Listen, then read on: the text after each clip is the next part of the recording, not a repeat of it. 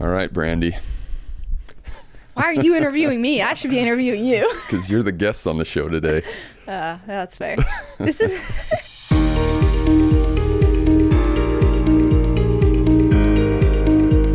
All right, Brandi, we talked about in rounds today the blue zones. I'm excited to hear a little bit more about that. Tell us what you think. What should we take away from today's discussion about the blue zones? Yeah, so just for reference, the blue zones are 5 communities around the world where people live on average about 7 to 10 years longer than the rest of the world. Most of these communities are pretty small, and researchers basically found that about 80% of longevity is actually tied to our environment and our lifestyle, and only about 20% is tied to our genes. So they looked at these communities and said, what are they doing different, and why are they living longer and healthier lives?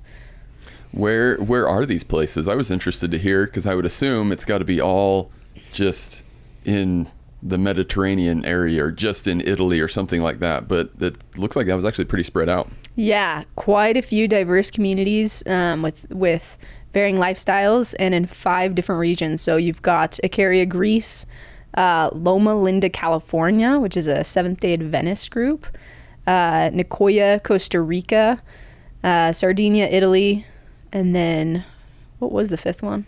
Blanking now. You were paying attention, Japan? Right?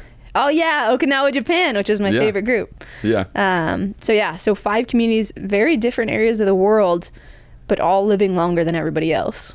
And what would you say, there was a couple points that somebody pointed out seemed to be the key takeaways. What are the distinct 3 or 4 things you would say are commonalities amongst these communities? Yeah, I think the big things that we talked about in our discussion today is they have natural movement, meaning they don't really think of exercise the way that we do. They get their exercise just in their natural movements throughout the day. They're gardening, or they're sheep herding, or they're fishing and hunting, and they're moving as a natural part of life rather than going to work and compartmentalizing that and then going and finding time to exercise after. So can we build natural movement into our everyday lives? Okay, movement. Diet was another one that came up. Yeah. I think they all eat a little bit differently than probably we do here in America. Yeah, pretty much all of these communities live by like the Mediterranean diet and are primarily vegetable based. And then they have a very intimate relationship with their food. Most of them are gardening or hunting and fishing, and they're cultivating their own food. So they're much more mindful of what they're eating. Yeah, I think that's very different from what probably you and I have. Can I ask you what you had for breakfast today? Admittedly, I haven't eaten yet because I was too nervous about this. Yeah. Okay. But honestly, it would probably be a donut most mornings. Yeah. Don't put that in there. You didn't cultivate, you didn't grow your own donut? I grew it, yeah. I was very cautious and careful about how I grew my donut. Yeah, so quite a bit different. Yeah. And then the other part that stood out to me was the family relationships. I think it's quite unique as well. Tell us a little bit more about that. Yeah, in America, we have this pretty individualized society, and you don't generally think of multi-generational homes, but most of these places, they have these multi-generational homes where the elderly are living with their children who have their own children in the home. And they've actually found that when grandparents live in the home, the kids are healthier and live longer. So multi-generational homes are common there. The elderly are celebrated, and they're respected. And I think we don't see that as much in our society. Yeah, to pass that down. I need grandma at my house to keep telling my kids to eat their vegetables. Exactly. More consistency. And your kids to keep her moving and active. That's true. Yeah, it goes both ways. Yeah, it goes both ways. Yeah, the kids would keep the grandparents active for sure. I definitely see my parents worn out after they've spent some time with my kids. Exactly. Yeah, that's true.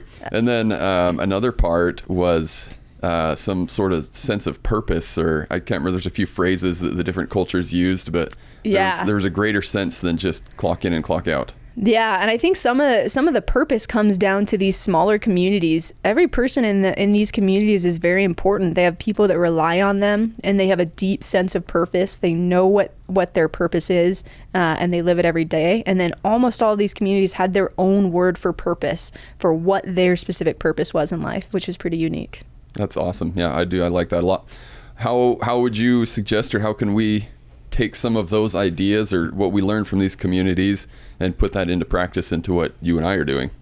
Yeah, and that was a big part of the discussion. Is that's the hard part. How do we implement this in our lives? Because our communities and our culture is very different from these smaller, kind of isolated communities. I think the big takeaways that we spoke about today is, can we find small moments in our lives to move more? Often we're trying to be more efficient and move less in our work, but can we actually create time to move a little bit more? Do some wall sits between patients or go for a walk. Another big one was downshifting. Can we make sure that we're prioritizing taking some time at lunch and downshifting, stepping away from our work and finding a way to relax? And then lastly, can we find ways to be more mindful about what we're eating, prioritizing plant-based meals, and then eating with people was another one. Building that community by eating with people. That's great. I appreciate it. Excellent insight. Look forward to turning our own little community into a blue zone. Yeah, let's hope so. All right, thanks. Thank you.